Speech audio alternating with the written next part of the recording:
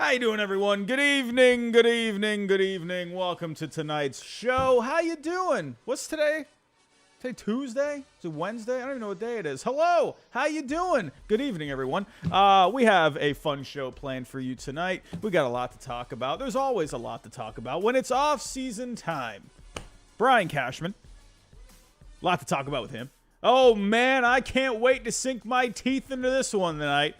You know, listen, I know the Red Sox, Yankees, we've had our rivalry for a long time, but I come in peace when I criticize the Yankees. Why? Because I respect our arch rivals, right? But just like the Yankees this year, we stunk too. So I think it's fair to give my thoughts on the Yankees tonight. And Brian Cashman, we'll dive into all the comments that he made today when he talked to the media. What I thought was hilarious about that was just good old John Heyman's just hanging out in that little mosh pit. It's always funny when I see John Heyman, you know. I hope we get another Arson Judge kind of a tweet this year. Please, can we please get another Arson Judge level tweet? I would just love that. But we'll dive into that. We got some Yamamoto speculation out there. I'll dive into whether or not I think that is, how much I really read into the speculation on Yamamoto with a possible signing with the Yankees at some point this offseason. Jordan Montgomery talking with the Red Sox. We'll talk about that. I'll break that down. Craig Counsell, new Cubs manager. I know some people, that might be sinking in for some people out there. But yes, Craig Counsell is the manager for the Cubs. And he did speak today about his new job. We got some White Sox news tonight. Chris Getz, it's the general managers meetings right now. So you had a lot of GMs talking today. And, there were comments all over the place. It was almost difficult to keep track of all the comments. Of course, Brian Cashman kind of stole the show here today. We got some Ohtani news. Of course we have Ohtani news. Listen, I'm just going to give you a spoiler alert. I think every single stream we do this offseason, I'm pretty sure Shohei Ohtani will somehow enter the conversation. I mean, we love Shohei Ohtani. We got to talk about Ohtani. I know Ben Verlander is going to talk about Shohei Ohtani every chance he gets. That man loves Shohei Ohtani. My goodness. Got a little Jonathan India rumors here today. We got a lot to talk about here. Thank you for stopping by tonight, everyone. Always appreciate you stopping by. And again, I want to say, I said this yesterday, thank you if you viewed my free agent predictions video. They're all going to be wrong, but it feels nice that you actually at least trust me enough to click on the video or think, oh my goodness, this guy is an absolute doofus. Let's see what kind of picks he made. Either way, I am flattered if you did click on that video. It's funny this year. Earlier, for this year, a goal of mine was to get at least one video that could hit 100,000 views, right? And I didn't think I could get more than one, and we could be approaching 2, and that all is because of you, and I do appreciate that. So thank you so much on that. And everyone, if you can, like the stream for me. That is always going to help with the algorithm. It's kind of annoying to say to, hit that like button, but YouTube likes that like button. So if you like it, YouTube's going to like it. We're all going to like it. Hit the bell notification. That way I go live every single time. Share the show. Subscribe if you are new. And our sponsor tonight is Underdog Fantasy. At sign up, use the promo code HIDE. You get a double on your first deposit up to $100. It's not baseball season anymore, but it is basketball season. It is football season. I know we want baseball back ASAP, but you can go try and win yourself some cash on Underdog Fantasy, playing the daily fantasy basketball, the daily fantasy football. Go check it out. But as always, make sure you play responsibly. And don't forget about SeatGeek, everyone. We are partners with SeatGeek as well. Use the code HIDE, $20 off. I know there's no baseball, but hey, if you want to go check out a basketball game, football game, I don't know, go to a WWE event, something, a concert, I don't know, UFC, go check out what tickets they have available. Here we go, everyone. Let's get to it here. We got to dive in here to the Yankee news. It's always nice to talk Yankees. Brian Cashman had quite the presser today.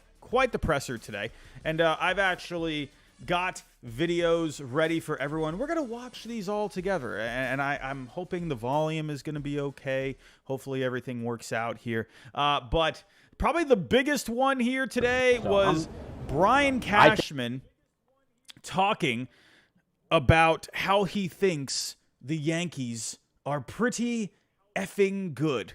Let's take a listen. I think we have good baseball people, whether they're pro scouts, whether they're coaches, whether they're the manager, whether they're the general manager, whether they're analytics guys. I think we have good people. I'm getting permission requests all over the place. We just lost our bench coach to the Mets as a manager.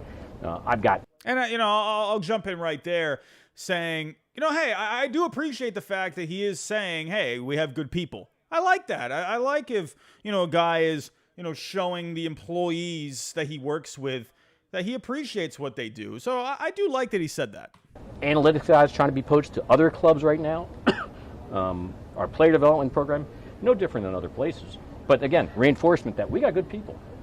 I'm proud of our people, and I'm proud of our process. Doesn't mean we're firing on all cylinders, doesn't mean we're the best in class, but I think we're pretty good personally. And I'm proud of our people, and I'm also looking forward to... Oh, thank goodness they bleeped that out. I was really hoping they would bleep that out. This is a family-friendly show. We cannot curse on here. Brian Cashman, listen, man. Take this from a guy that has been a fan of the Red Sox for many years now. I've gone through some great times with the Red Sox, but I've had my fair share of bad times as well, including this past year. I mean, it was actually not a bad year up until the deadline and everything just completely collapsed. But you're not a good team. You're not good. You're not good. Trust me. I know what's not good. I experienced it this year. Take it from a Red Sox fan from across the pond in the rivalry here. Listen, from one rival to another, you're not good, Brian Cashman. Your team is not good. Your organization is not good. You've been getting hit left and right from even former prospects in the organization saying player development is just, what the heck's even going on with the player development, that you were teaching these guys to just try and hit the ball as hard as they could without really even focusing on the mechanics. I mean, come on now, Brian Cashman. I mean, it's all over the place. But at the end of the day, you finished 82-80. Yes, that is technically a winning season, but Hal Steinbrenner did say it was an awful season. It was an embarrassment this past year. So for Brian Cashman to say that you're pretty good, listen, where's the accountability? Where is the... I mean, come on. It's just an embarrassing statement to make. You're not good. Everyone saw it. And it's not even that you just saw it. It's just kind of, sure, they've had their winning seasons in the past few years, but you've run into these Astros teams that just beat you, and you made it to the ALCS in 2022, but then this year, obviously falling flat on your face.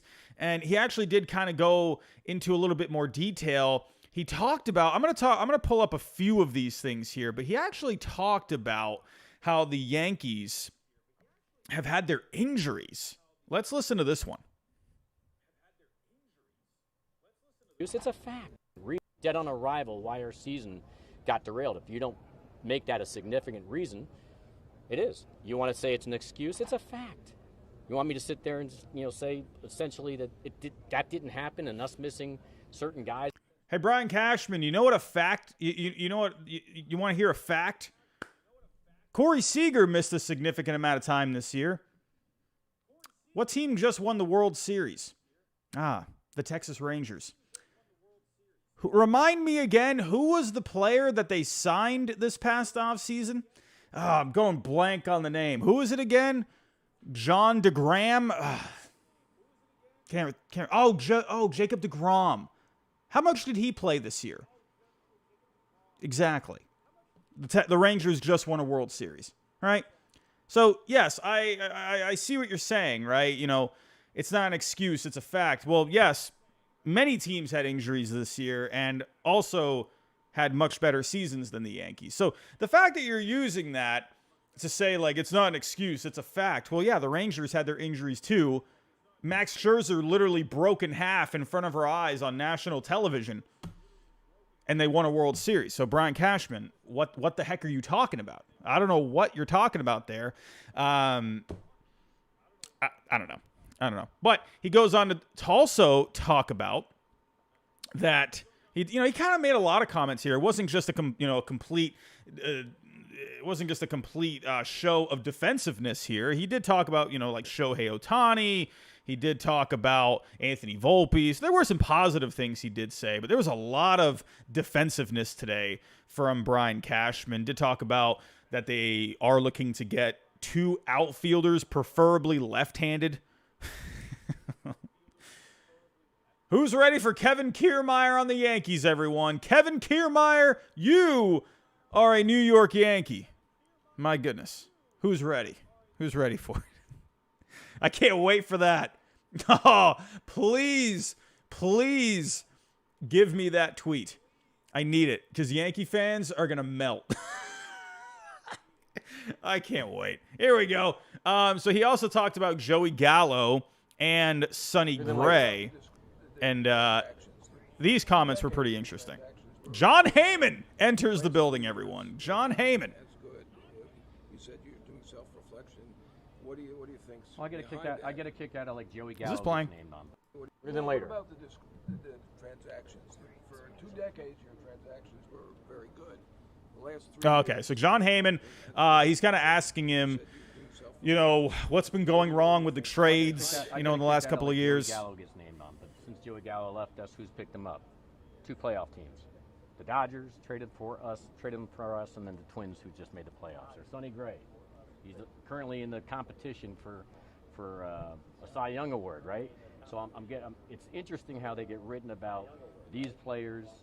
I get it because whether they can play in New York or not, which is always a difficult thing. I don't care what anybody says. It's not easy to determine who can ultimately, especially with the amount of available player talent that you have that's at your disposal lately in the last, because I do believe, like, whether it's the last trade deadline, which was, I thought, the worst in terms of opportunities that existed since I've been GM, in terms of trying to go to marketplace to pull down this, that, or whatever. I feel like there's not as many choices over the coming. These aren't complaints. These are just my facts. You know what opportunity you had, Brian Cashman? Do you want to know the opportunity that you had? You had the opportunity for Luis Castillo, and you got beat out by the Mariners. You were in the driver's seat for Luis Castillo. You couldn't offer up a couple more prospects to land Luis Castillo, who has now been really good for the Mariners over the last couple of years. Don't tell me that you didn't have opportunities. You had your opportunities. And you went out and got Frankie Montas, and his shoulder completely broke.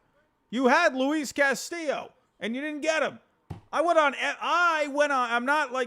not trying to toot my horn, but I literally said on MLB Network, if you all remember, I got this cool, awesome, amazing opportunity to talk on MLB Network because they were doing this whole thing with YouTube content creators, and they asked me to come on. And I thought that was an amazing opportunity. So they asked me a couple of questions about that upcoming deadline, and they said, where does Luis Castillo go? I said the perfect fit was the Yankees. I said it in front of how many people were watching that, and I literally said the Yankees are the perfect fit. They need to go get him, all right? And you didn't get him because you lost out to the Mariners, right? And the crazy thing is the Mariners, they got him, and then they signed him to the extension. You literally could have had him for the next, 6 years or whatever it was that he signed for. It's just crazy to me to say, for you to sit here and say, Mr. Cashman, Brian, can I call you Brian, that there weren't enough opportunities? You had your opportunities, and you didn't do it. So, yeah, you went out and you got Joey Gallo. The move at the time, I thought was great. Awesome power bat to add to your lineup. He was having a good year. It didn't work out, right? Sonny Gray, that was a move. Even looking back on it, Sonny Gray was really good, right? And you made that move. That was huge. But these guys didn't work out. And he basically went on to say here that, some players, it's tough playing in New York. It's tough playing on that stage. But you know what that tells me is that you didn't put these players in the best position to succeed. Joey Gallo is a guy that just mashes, right? And you brought him into your organization, and you're doing whatever the heck was going on, whatever philosophies you were trying to push onto him, it completely wrecked him. Don't tell me that it was just because of New York. I mean, come on. I understand there is a mental aspect to playing in a big market like that. I get that. At the end of the day, though, you guys, yes, it is on the player too. It absolutely is on the player. But the fact that these guys were having good seasons and then they came over to you guys, I mean, come on. Like, obviously, there was something there that messed with these guys, right? Sonny Gray as well. Again, looking back on that deal, I still did like that move. You know, yeah, it didn't really work out, but I thought that was a good move to make, Joey Gallo as well. But yes, it is on the player, but you, I think, didn't put these guys in the best position to succeed. And there's so many more examples, right? There's so many more, you know, look at Josh Donaldson. You brought him in, right? And he completely was a bust with you. And, you know, and then he goes on to say in like this, again, just like in a defensive way, he goes on to say, oh, well, these guys went on to play for playoff teams, right? Joey Gallo went on to play for 2 playoff teams with, you know, going to the Dodgers, right? Then he went to the Twins, and then he's saying how, you know, Sonny Gray is a Cy Young candidate. What does that tell you? What does that tell you? That, yeah, I understand New York is a big stage. I get that. But these teams are obviously doing something better with these guys, in my opinion. You know, I don't know. It's, to me, I just think there needs to be more accountability from his part. Like, I get it. You're in a tough market. I understand that. But goodness, show a sliver of accountability here. I don't get that. That's just, no one wants to hear it. You know, no one. If you maybe made the playoffs this year, you won 90 games, maybe that's a different conversation. But you had your worst record in 30 years. Don't sit here and make all, you know, say all these things in like just such a defensive manner. You got to think, to me, honestly, I think with the Yankees, I think it really all starts at the top. It always starts at the top. No matter what's going on with an organization, it always trickles down from the top. I think personally, I think Hal Steinbrenner is a big part of what's going on. But at the end of the, I'm not saying it's completely on Hal Steinbrenner, but he's not putting the right people in the right positions. And I don't think Brian Cashman, I just don't think he's got it anymore. And I think they need to do something different. I think they need something else. They need a new voice. And I think today showed that. Now, again, sure, okay, you have your off season. Let's see what you can do. But I mean, how many off seasons are we going to have here? The Red Sox have gone. I'm not saying the Red Sox are any better here, but I mean, look at what the Red Sox are churning through GMs like I eat freaking ham sandwiches in a day, which I eat a lot of ham sandwiches. I like me a ham and cheese sandwich. What can I say? But listen, like, you've had this guy since 1998 in this role. That to me is on Hal Steinbrenner at the end of the day. You know, it trickles down from the top. And then he went on to say as well that, where is this one? He was talking about the analytics. Here we go. This is a fun one. Your control, but you mentioned injuries, which are largely out of your control. But so anything that needs to someone change, basically asks, like, you know, you're analytically driven. What's the deal with that? Like last year, everybody thought that, well, first and foremost on the I want to make sure, you know, and I think it's been put out there. So people talk about we're analytically driven, right?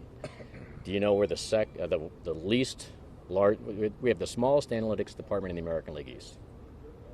Is that a shocker to you guys? We have the largest pro scouting department in all of baseball. Is that a shocker to you, to everybody?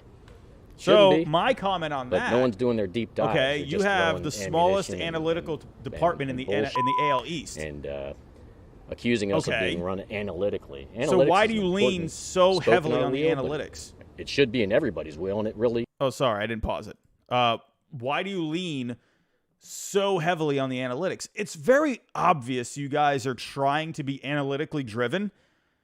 It's very obvious, right? Because you make just look at the moves that they make, right? Aaron Boone is completely a puppet, right? He's completely, you know, going by what the organization is telling him to do when it comes to the moves in the games. It's very clear based off of the decisions they make when it comes to the pitching changes, you know, just based off of, you know, putting guys in certain scenarios, lineup decisions, like it's very evident, right? And then obviously, you know, you look at where they were going towards more just the home run or die approach. That was definitely an analytically thing. They were using exit velocity, right, as like a main thing for player development, right? They weren't focusing too much on the mechanics of the swing. They were focusing on exit velocity, and that was shown by, I can't remember the name of that prospect that was talking about the Yankees player development, saying that they would literally play a game during, while they're in the minors, right? They would get points for how hard they hit the ball. I know that's a very basic advanced stat, but still, that's something that you're going off of. So he's saying here that, we're not analytically driven. Okay, to me, I think you are analytically driven, but you just absolutely stink at how you use your analytics. You just don't have the right approach. You're not using it correctly, right? And how do I know this? If you paid attention, 5 days ago, the Yankees, they hired an analytics company to examine their analytical ways. What are they called again? Zealous Analytics. A sports analytics company will allow the Yankees to view how they crunch their numbers in terms of player performance, in-game decision-making, and much more, according to a league source. All right? So, yeah, you're saying you're not analytically driven. I think you were definitely leaning on the analytics. I just don't think you were doing a great job with it, right? I mean, there's so many, you can look back on so many things over the last few years and see how things have just not worked out. And, I don't know. That's just my opinion. So, Wardy is here. $5 super chat from Wardy. What is going on, my friend? How you doing? Would you be happy if Monty was signed as Boston's top pitching acquisition this offseason? I would... How do I say it? I would be happy if we sign him, but if he was our top acquisition... a part of me would feel a little underwhelmed. I would like Montgomery. I really would. I would love to have him in this rotation. He'd be so good for us, right? But I really want Yamamoto. I really want the guy. Man, to me, Montgomery, I just think there's other guys that have higher ceilings than him personally.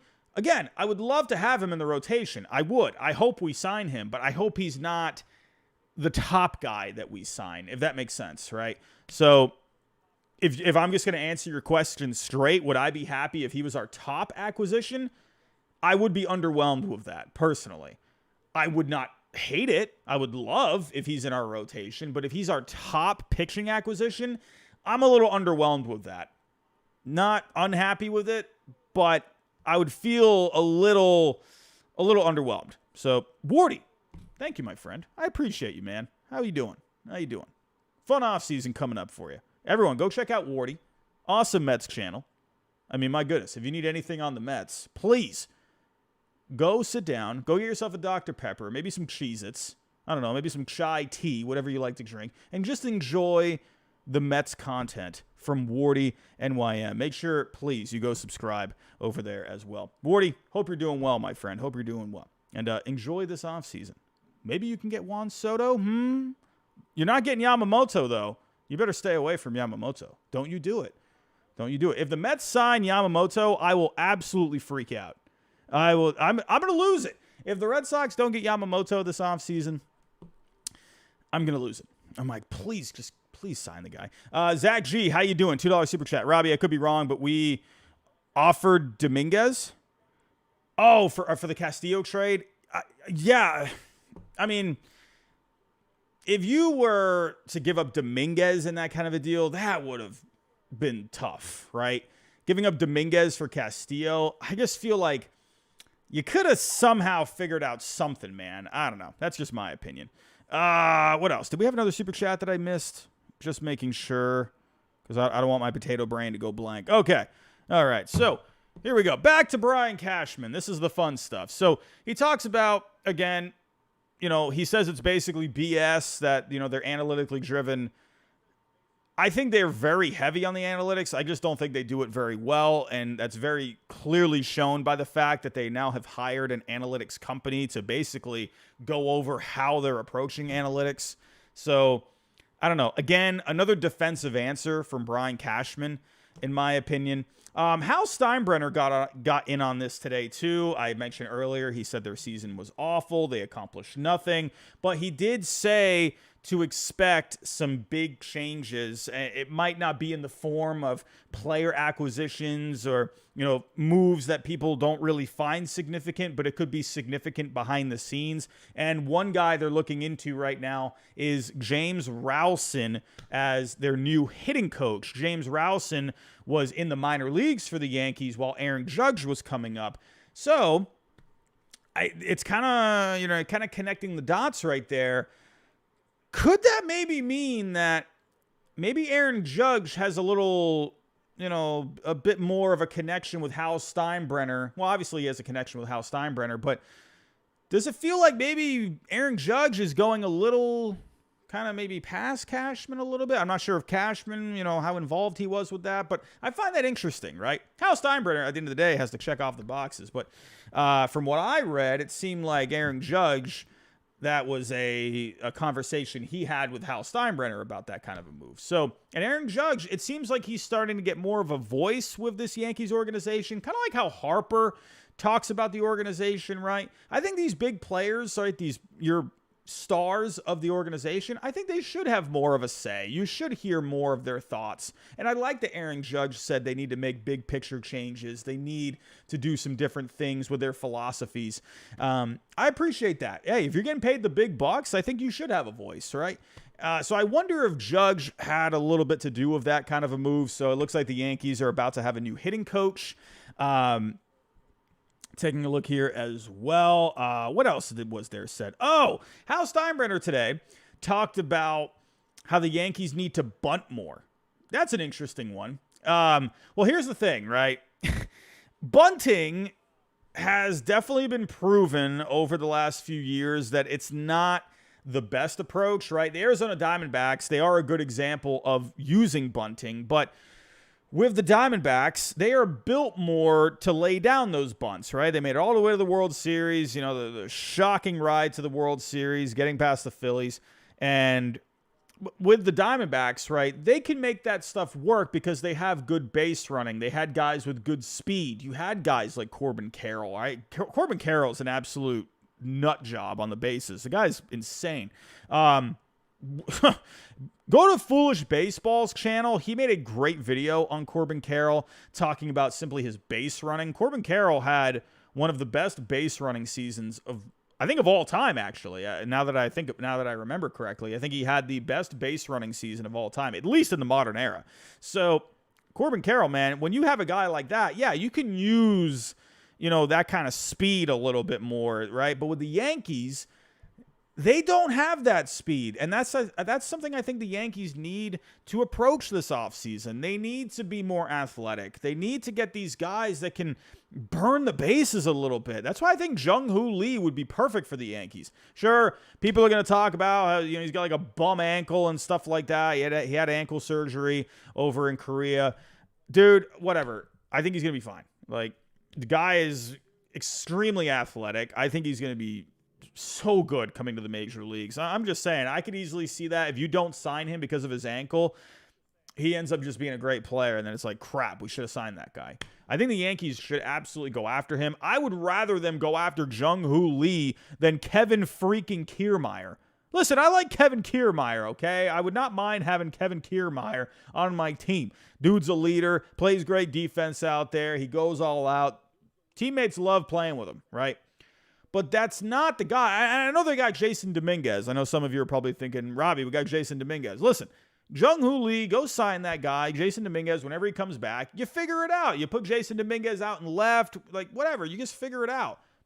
Dude, to me, if I got a guy like Jung-Hoo Lee with his kind of speed and just the way he plays defense, dude, that's exactly what the Yankees need, in my opinion. Not Kevin Kiermaier. Right? I'm fine with Kevin Kiermaier if it's like a bench roll or something. Not as a guy that's going to be your starting center fielder on opening day. Give me a break. And then JM, I see you in the chat. Juan Soto. Yeah, well, I mean, I'm talking more about like center field, right? Juan Soto, of course, he's going to bring a great bat if he goes to the Yankees. But I still think the Yankees, they need guys that can run. They need guys that are going to do some damage on the bases, not just with the bats, right?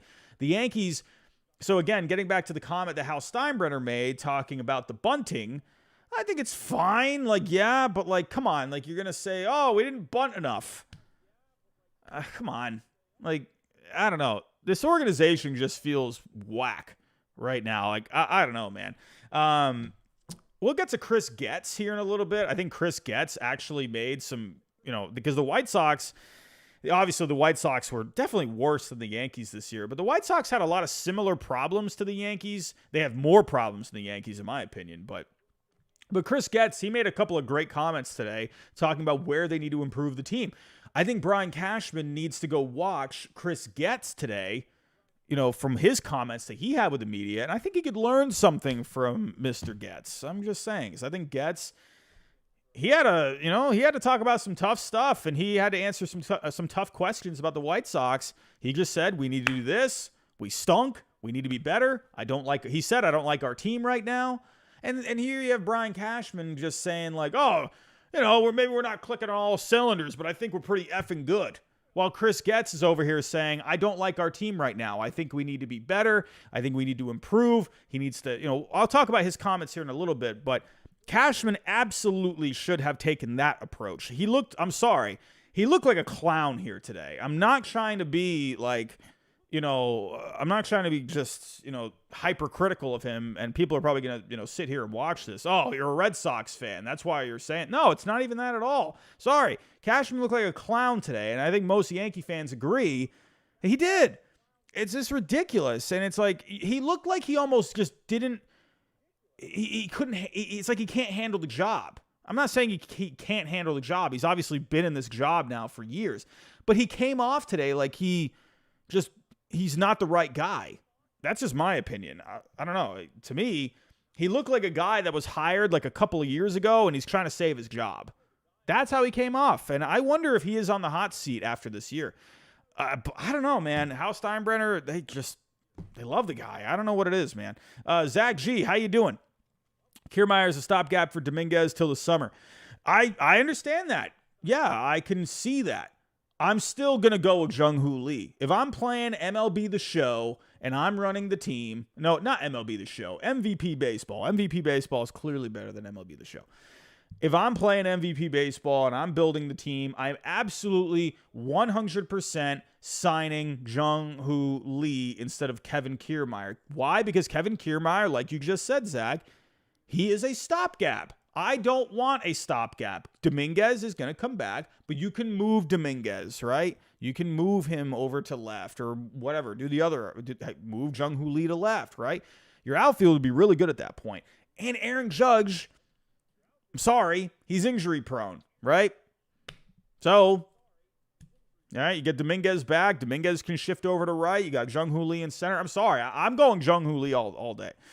Zach G, Soto or Lee? I mean, the best answer is both, right? However, if you do trade for Soto and then you go get Lee, and then you got Dominguez coming back eventually, there's a logjam there. So I would imagine Soto, let's say you sign Jung-Hoo Lee and you trade for Soto, and let's say you extend Soto. I honestly think if the Yankees trade for Soto, I know everyone's going to say Scott Boras wants to bring him out to the open market, whatever. Listen, we can talk negatively about the Yankees here all day, but it's still the New York freaking Yankees at the end of the day. It's still the pinstripes. And if Juan Soto has pinstripes, I guarantee a part of Juan Soto will listen to an extension, right? Even, if Scott Boras says, no, Juan, man, we need to go hit the open market. You're going to get so much more money. At the end of the day, the agent works for the player. And if the player wants to sign somewhere, the agent has to listen. Scott Boras has had that before where a guy wants to sign with a team and and Boras listens, right? So, again, the agent has to listen to the player. And I could see Juan Soto saying, hey, I want to be in pinstripes, right? I want to be a Yankee for the rest of my career. And Scott Boras will make it work, right? Let's say that happens. Let's say they sign Jung-Hoo Lee and they trade for Soto and then extend him, right? Well, then you got Judge, then you got Lee, then you got Soto, and then you got Dominguez coming back. Out of all of that, I'm moving Juan Soto to DH. And then you got a huge problem with Giancarlo Stanton's contract. Sorry, man. I think the Yankees, in hindsight, it was an awful move for Stanton. At the time, it looked great, but it has really turned into a pretty bad situation with Stanton and that money. At that point, I'm sorry. Like, I'm gonna try anything I can to get him off my team. And I'm putting Soto as my DH, right? He can go play some outfield here and there. Soto would be my DH and my occasional outfielder, right? To give a guy a day off, right? That's what I think personally. Zach G, but it's Juan Soto at the end of the day.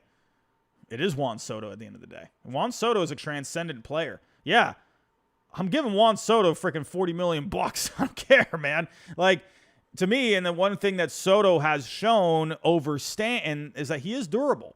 Right, he's younger as well, so that definitely helps him out.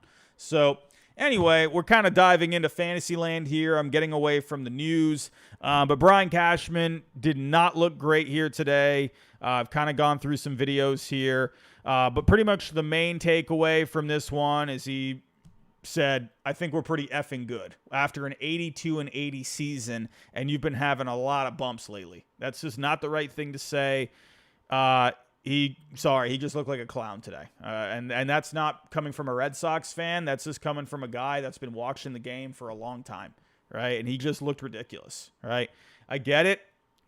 He's got pressure, but I give him an F on this today. It was horrible. Like, he just handled this horribly.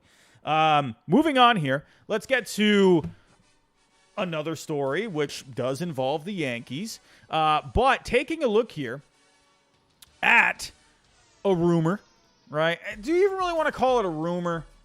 It's more of a speculation thing, but I think it's worth diving into. Listen, I'm going to point this out too. Buster Olney came out today on Baseball Tonight, and he was basically speculating that the Yankees are going to go very, very hard after Yamamoto, right? And they're going to go full court press basically for him. So he said here that he views the Yankees as a leading contender for the Japanese ace. He said, I think the Yankees will blow away the field. Listen, Buster Olney, I'm no disrespect to Buster Olney, but Buster Olney's time was, mid to late 2000s, right? Buster Olney is not that same guy anymore that has that inside scoop, right? He kind of really just goes off a lot of speculation now these days. If you want anyone from ESPN, I think ESPN is just a garbage organization. But the guy you want to listen to from ESPN is Jeff Passan, all right? Not Buster Olney. I'm sorry. No disrespect to the guy, but it's like he kind of puts this stuff out there almost to just try to keep his name there. And I don't mean disrespect, but this is a speculation thing, right? I do see where he is coming from because he did state that whenever the Yankees have had a down year, they have turned to the market and they've made some moves, some reflex kind of moves, says here. He grabs for pitching, perhaps believing it provides the best and quickest jolt. If you go back, to some of the seasons that they've had in the past, like after some down seasons, remember they signed Aroldis Chapman. After 2016, they signed Andrew Miller after 2014, right? They signed Tanaka after 2013. Go back to 2009, or before that season when they won a World Series, they signed CeCe. They signed Burnett, right? So, yeah, he is right on that aspect. But I don't know, man. It's just the way the Yankees have operated in the last couple of years. You felt like they had some urgency last year, right? They made it to the ALCS. They did get swept, which made me think they should have some more urgency here, right? They should have really, I think, gone after. I think they really should have gotten Kevin Gausman a couple of years ago. I thought Kevin Gausman was perfect.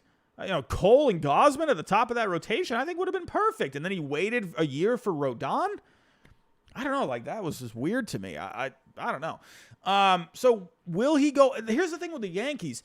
Yeah, Cole was their best guy.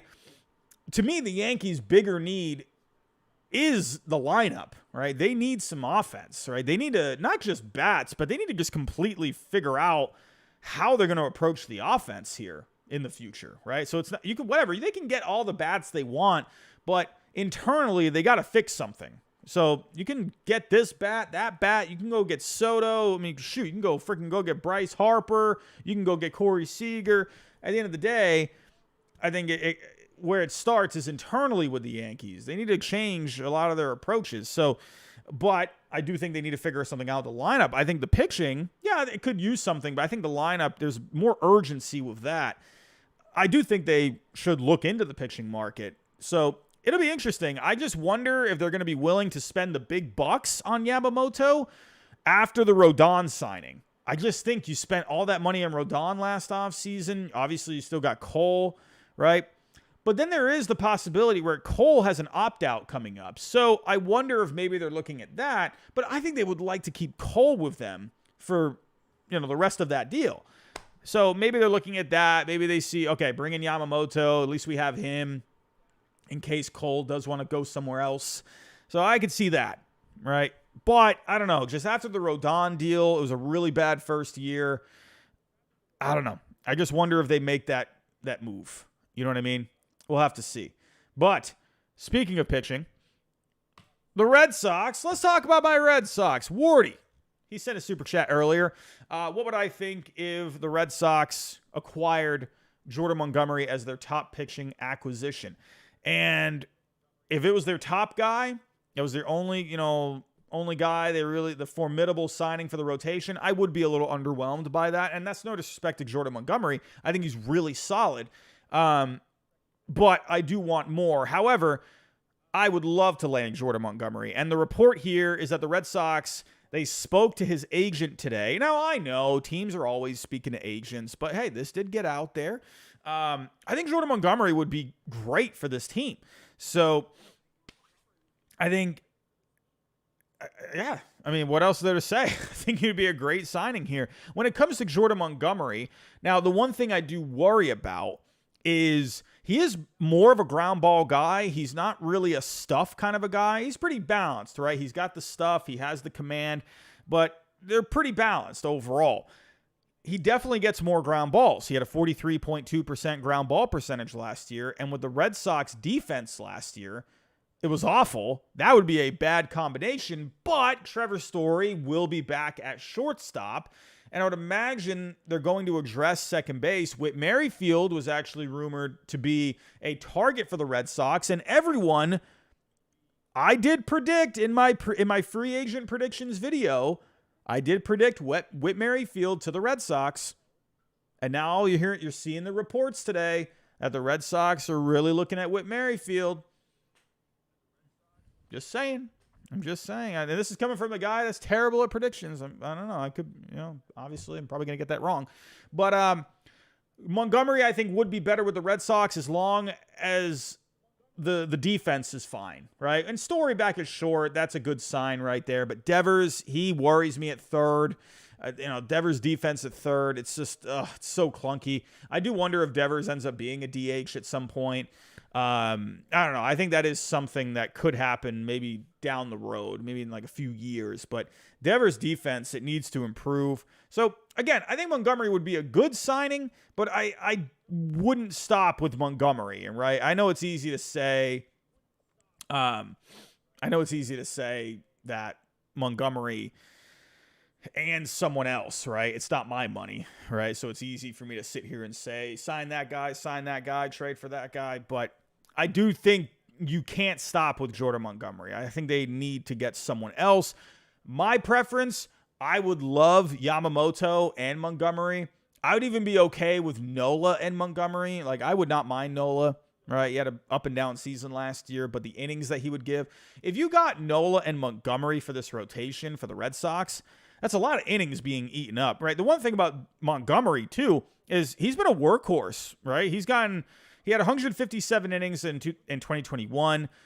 22, he was right under 180, and then last year he was right under 190. So, the trajectory, right? It looks like he could approach 200 innings next year. He's kind of bumped it up a little bit each season. Seems to be a very durable guy. So I think the Red Sox could use that. They need innings at the end of the day, and he would be some good innings. And if you put Nola alongside him. He's a workhorse as well.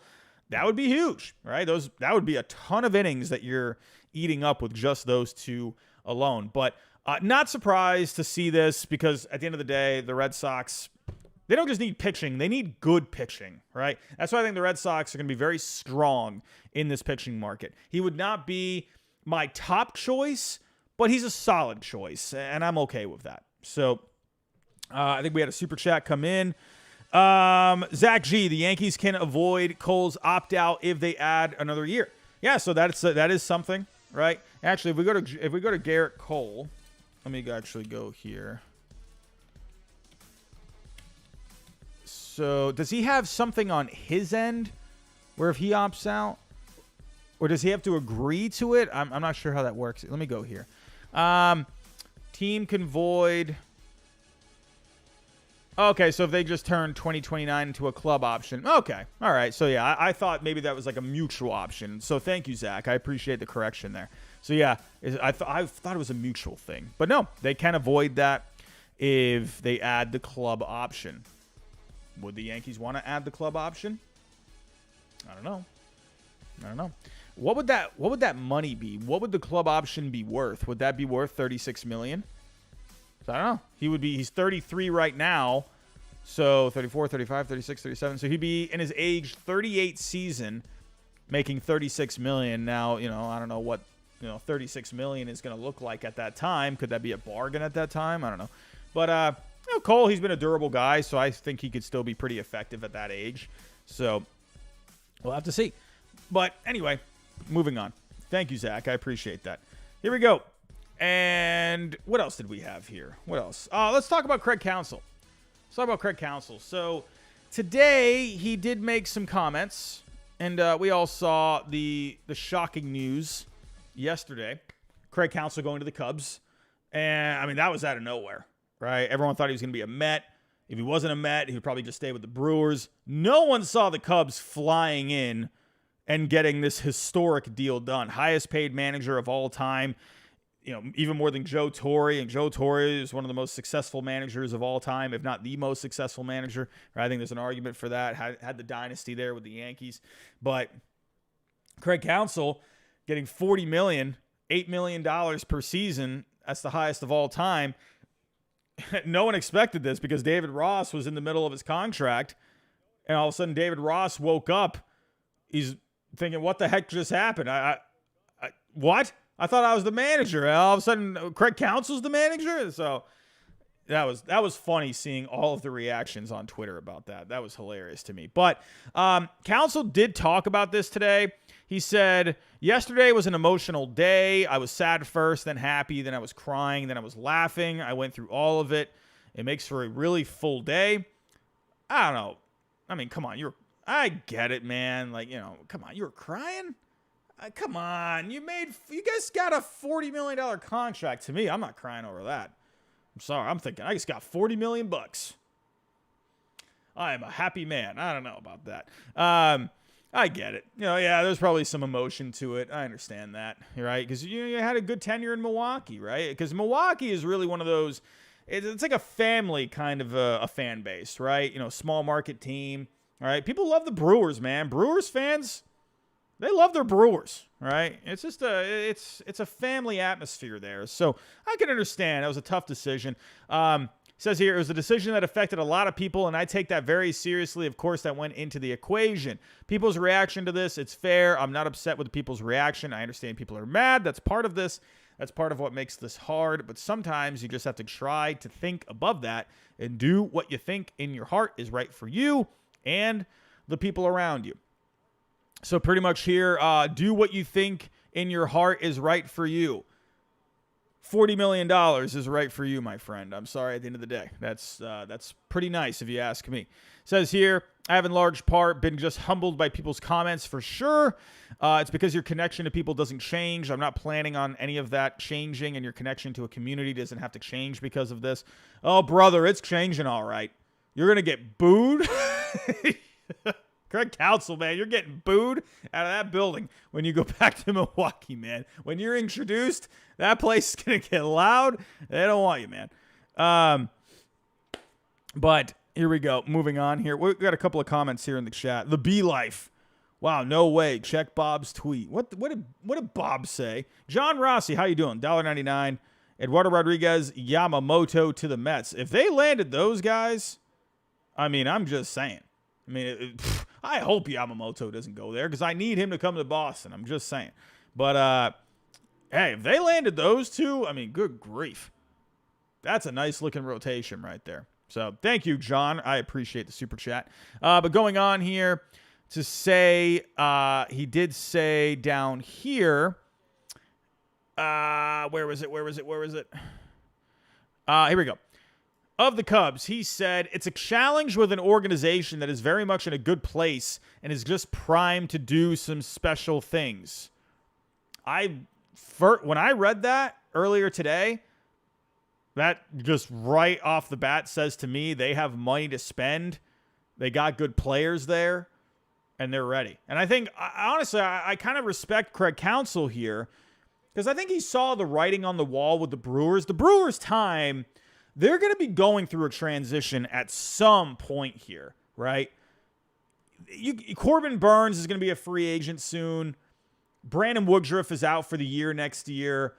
The Brewers, I don't know, man. Even if he stayed, I'm not sure how good they would have been. And with the Cubs on the come up, right? The Cardinals, I'm expecting a bounce back season. The Reds, they're up and coming. I wasn't sure what to think of the Brewers for next year. And I think he saw the writing on the wall and the fact that the Brewers, they can't spend really a lot of money to go get some guys, right? I think he just saw it. And I think he saw, you know what? The Cubs, they're in a much better financial position. They got good players there. It's a well-run organization. I want to go to, and they're paying me this money. It made all the sense to go to the Cubs, right? And yeah, it's tough leaving the Brewers. I get that. It's an it's your, it was his, first managing job, right? But at the end of the day, I think he made the best decision, all right? Because the Brewers eventually, it's eventually going to happen. They're not going to be very good. The Brewers will eventually get themselves together, but I don't think he wanted to be there for that. I think he wanted to be in Chicago where they got some great talent, and they also have a good farm there as well. It made all the sense for him to go to the Cubs. So, taking a look here, he just goes on to say, that part of it is exciting and alluring. It's a challenge. It's going to be hard. It's scary because change is scary, but sometimes you need to push yourself out of that comfort zone, and it makes it exciting. And I can appreciate that. I like when someone gets out of their comfort zone. If you want to get better, if you want to go down as a guy that could end up, who knows? Who knows what his managerial record will be, 10 years from now. We'll have to wait and see. But I'm sorry, at the end of the day, he had a much better chance of winning a World Series, being a World Series winning manager with the Chicago Cubs than he was with the Brewers. No offense to the Brewers. I hope they do win one at some point. Very likely, though, much more likely he can win one with the Cubs, right? And at the end of the day, the great man, we're talking about Bruce Bochy this whole postseason, right? We're talking about how many World Series championships Bruce Bochy has won. Everyone's going to look at Bruce Bochy as one of the best managers of all time, if not the best manager of all time, right? Winning 3 with the Giants. He made it to the World Series with the Padres way back. Now winning 1 with the Rangers. People aren't talking about when when Bruce Bochy left the Padres, right? Made it to the World Series with the Padres, ended up, going elsewhere. No one's talking about that now, right? And the same thing is going to be with Counsell if he can win one with Chicago, right? No one's going to be talking about him leaving the Brewers. If he wins a World Series with the Cubs, that's what people are going to talk about. They're going to talk about, wow, Craig Counsell, great manager, right? Wins a World Series with the Cubs. What a great manager this guy is. No one's going to talk about him leaving the Brewers if he wins a World Series. Sorry. I think he just saw that this is a way better opportunity, and he's getting paid $40 million, the highest manager of all time. And I think he's actually doing a good thing because he's getting future managers bigger paydays, right? So yeah, people in Milwaukee, you're going to be a little ticked off, but you'll be okay, right? People in Milwaukee, they're tough people, hardworking people. They're going to be good, right? So that was it on Craig Counsell. But going on to the other side of Chicago, we have Chris Getz, who is the new GM for the White Sox, and, we're talking about Brian Cashman earlier. I was raving about Chris Getz with the comments that he made today. And again, a horrible situation here in Chicago, and Getz, he had to face the music today, and he had to talk with people, right? He already had a press conference when he got introduced, but he got grilled here today, and I thought he made some pretty good comments. It really is, and I'm set out to really improve our defensive play. We'll allow our pitchers to attack the zone and be more efficient. I do believe that we need to become more athletic. That speaks to the improved defense we hope, and obviously running the bases and taking extra bases, those types of things. The style of play, we're looking for players that understand what it takes to be on a winning ball club, and that starts with their approach to the day-to-day. Now, I love these comments. I love it. And you know what I love about it is that he's being just specific, right? I love the specificity he's giving us here, right? Talking about how they need to be better defensively, right? I know Brian Cashman, he said earlier, we need some left-handed bats, but Getz is really giving you an inside scoop, right? Talking about the pitching, the way they need to attack, right? Talking about how they need to be better defensively, how they need to be more athletic. And actually, with the White Sox last year, they were last in defense overall last year. So he's clearly right about that. But they were 28th in speed. 28th. So, hey, where do you find those numbers? On Fangraphs, I'm just saying. So he knows what he's talking about, right? He knows what they have to improve on, right? And I like that he's just giving the specific details. Is he coming out here and saying, like, oh, the White Sox, we're good.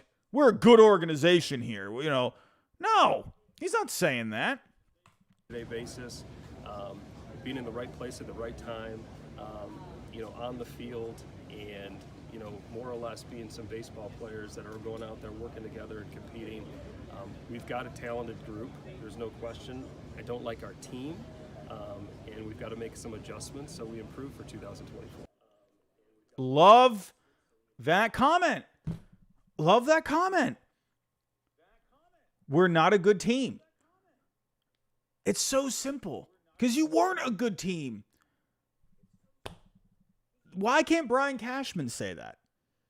Yeah, they won 82 games. Technically, it was a winning record, but you weren't a good team, right? Getz is coming out and saying we're not a good team, right? We need to get better, right? You don't like your team, you said. So with that in mind, with that philosophy, where do you begin? I mean, do you have any untouchables like Cease and Robert?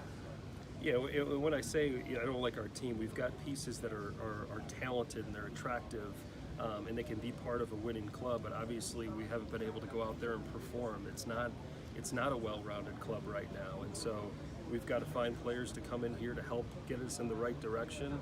And if that means that we use some of the players we have on our club to multiply and not only help us in the near term, but also in the long term as well. So.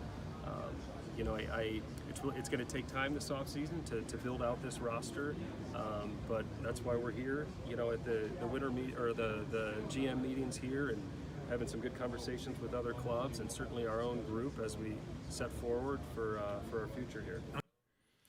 So I think the big takeaway from that last part there, he basically said anyone's up for grabs, right, is whatever they can do to make their team better. So could this mean a trade for Dylan Cease? I personally think it could be in their best interest to hang on to him because that's a picture you can build around, right? But unless they really just want to rebuild the whole thing, then yeah, Dylan Cease is a guy that can definitely bring you back some good pieces. Luis Robert, right? I mean, that guy can bring you back a nice package, right? Obviously, those are two guys that you would like to build around. And I think they do end up hanging on to those guys. But I think it's really interesting that he says there's no untouchables, right? And if you go look at the Chicago White Sox, right, let's go take a look at some of the players that could be up for grabs, right? Benintendi, they just signed this guy. Could you all of a sudden just go in a different direction and maybe just trade him? Why not? I love me some Benny Ball game. Yohan Moncada, I just wonder, He was a little hot towards the end of the year last year, but could they end up moving him?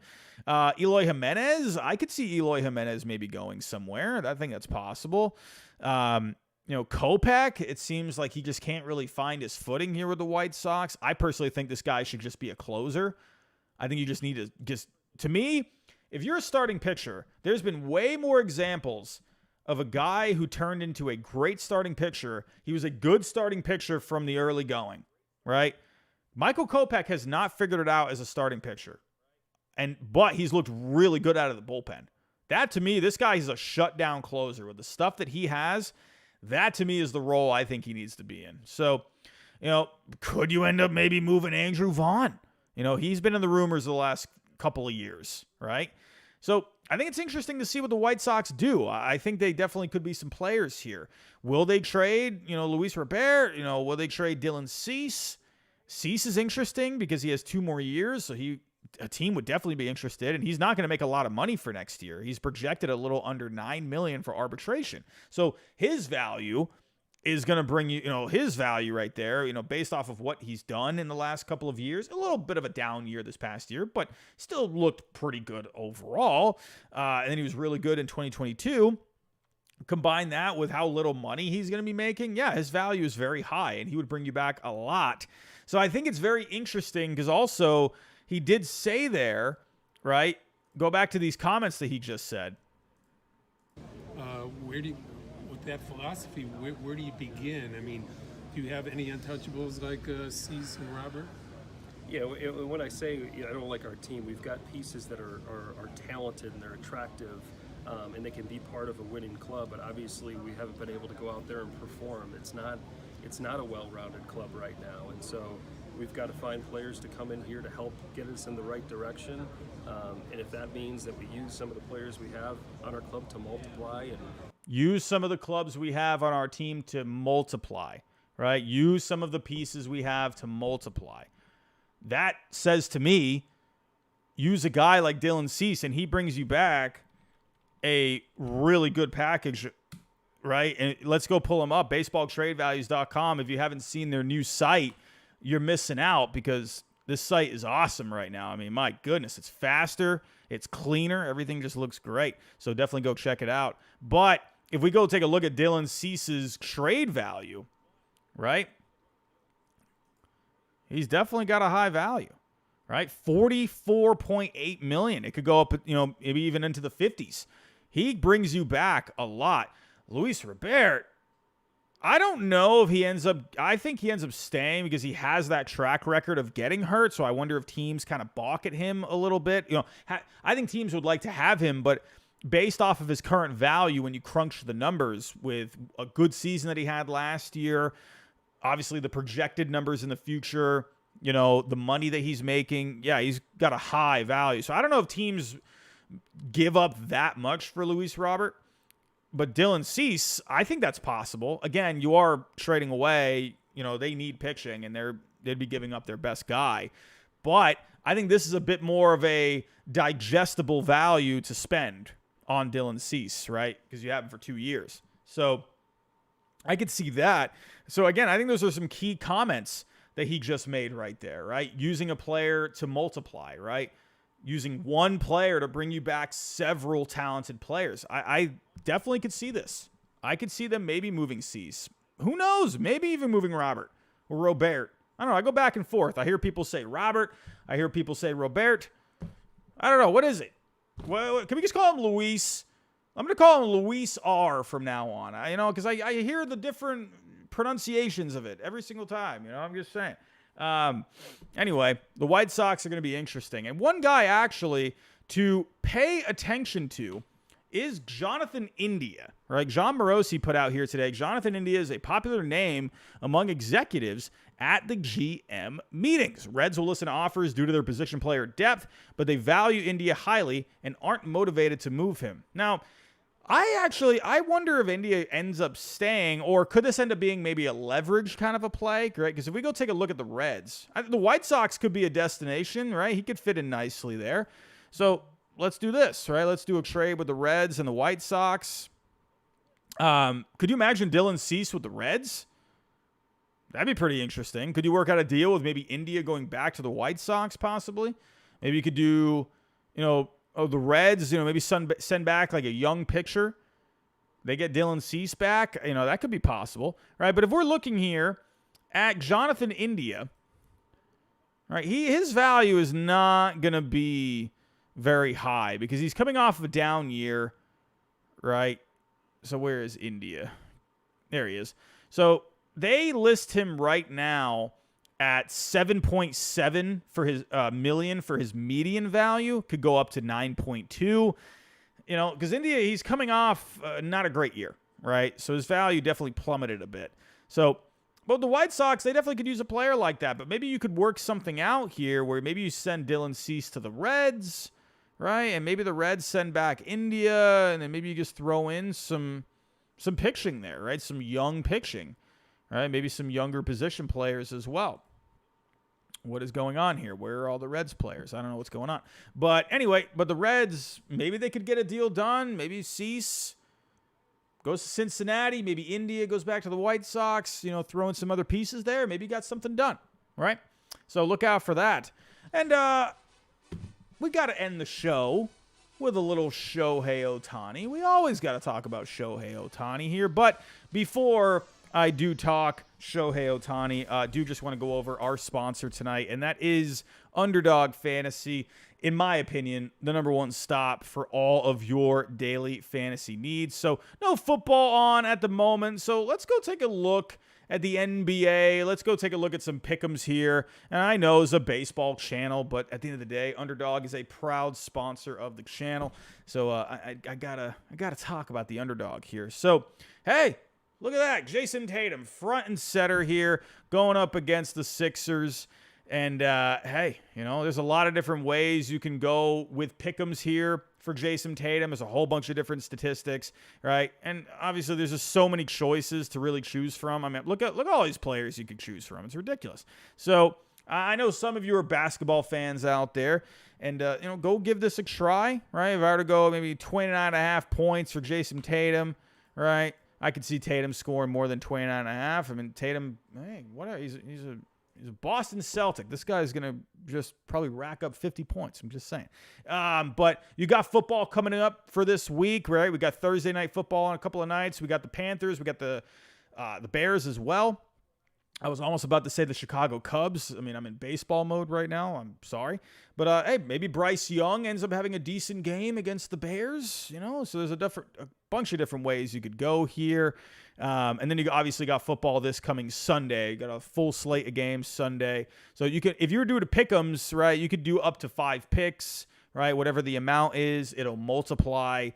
You can also do insurance picks, right? If you get at least 3 of them right, you'll still, you'll win some bucks. You won't win as much compared to standard picks, but you do have that option as well. You got daily drafts in here. So there's a whole bunch of different ways to play. So right now, football, basketball, those are probably those are clearly the ways to play right now. Maybe some hockey fans out there. They got some hockey in here too. Hey, so there's a whole bunch of different ways you can try and win yourself some money. But at the end of the day, please play responsibly. At sign up, the code is HIDE. You get a double on your first deposit up to $100. Again, they are huge supporters of this channel. They have just been amazing to me, and I can't thank them enough. So if you can, show your support if you want to show your support for the channel. I always love you just being here, but if you do want to support a little bit more, go check it out, go try it out for yourself, but make sure you do play responsibly. So let's go to our last story here. And if we go to yesterday, right? So there were some qualifying offers being offered out there, but then there were some that were not being offered. And one of them was JD Martinez. Now, obviously, no surprise, right? Shohei Ohtani and the Dodgers, they go together like peanut butter and jelly. Everyone's been thinking Dodgers Ohtani for months now. I think it'll be hilarious if Ohtani just doesn't even go to the Dodgers, right? I hope Ohtani doesn't go to the Dodgers, and you know why? Because I want to be able to post this tweet. I want to be able to post this because this will be Dodgers fans if they don't sign Ohtani. This is like one of my favorite memes ever. I have just spammed this meme so much. To me, it'll be hilarious if the Dodgers don't get him because they have just been connected with Ohtani for so long now. But no surprise that they I don't know, maybe some. No surprise, right? Didn't offer the qualifying offer to JD Martinez. It was going to be $20.325 million. And actually, if you go to JD Martinez, financially, it actually makes sense to not offer him that because he was worth $17.2 million last year. So, hey, if they offered him the qualifying offer, they're overpaying him by $3 million, right? So that is something to think about. And, with JD Martinez, you can't play any defense out there really. So, he's there for the bat. And obviously, Ohtani is the bat. And according to reports today, of course, from Buster Olney, Olney likes to just put the hot takes out there. But I actually do believe this. Dodgers, Andrew Friedman is obsessed with Ohtani. All right. You know what this reminds me of? This reminds me of last year. Remember when the Giants, it was being reported out there that they were not going to stop for Aaron Judge? They got Arson Judge. But remember that? Remember last offseason? They said they were not going to stop. And now you're seeing this. Dodgers Friedman obsessed with Ohtani. I'll tell you this right now. If they put all their eggs in one basket with Ohtani and they miss out on some free agents, that's going to be brutal, right? That will be so brutal. So Friedman, if he is like all front and center on Ohtani right now, he needs to be careful, right? Because who knows? Maybe these players start flying off the market, and then you're left with Ohtani still sitting out there. And then if you lose out on him, Dodgers could be in a tough place. Now, the Dodgers, the one thing they do have going for them is they have a lot of prospects, so they could make trades if they did miss out on Ohtani. So they could definitely make some things happen. But you'd have to think, man, if he is indeed obsessed with Ohtani, you got to be careful of that, right? Because you don't want to miss out on other talent out there, right? So we'll have to see how this goes. But everyone, I'm out of here. I'm going to wrap this up. I got some stuff that I got to work on. We got content coming up this week. Everyone, it's always greatly appreciated to have you here, to see all your friendly faces here in the chat. Zach G, thank you so much tonight for your super chats. And as always, Zach, thank you for stopping by and moderating. And Nicholas as well. You're always here, Nicholas. I appreciate you so much. Thank you to all the super chats tonight. Thank you for everyone stopping by here as well. What else we got? I just want to read one comment here in the chat. Javier, don't compare us to the Giants. Judge wanted to stay with the Yankees, different situations. Yeah, I agree, right? But Judge was close. I mean, come on. It was close. It was so close. It just seemed like it was going to happen, and then they made their last phone call, right? Yeah, I think in the end, he wanted to stay with the Yankees at the end of the day, but it was this close he was going to go to the Giants. So I'm just saying. Jaron Duran and Joyer. Robbie, when do we think the first big move of the offseason comes? I think we're going to have a bit of a slower start to the offseason. I think just, honestly, because of Ohtani, I think Ohtani might hold up the market a little bit, right? So I hope Ohtani's not going to be sitting out there too long, because I do think he is such a big domino. I just wonder if, how much it's going to cause the market to get backed up a little bit, right? Because he's such a significant part. He's probably he's the most significant free agent out there ever. So I do wonder if, what happens with Bellinger, right? Because, obviously the Giants, right? I would imagine they're probably wanting Ohtani, right? I know you could essentially... You could go get both Bellinger and Ohtani, but that's a crap load of money. I don't see that happening. But, does Ohtani hold up the market for Bellinger, right? Does he hold up the market for these bats? There's not a whole lot of bats out there. So I could expect pitchers to come off the market quick. But with Ohtani, he's eventually going to get back to pitching.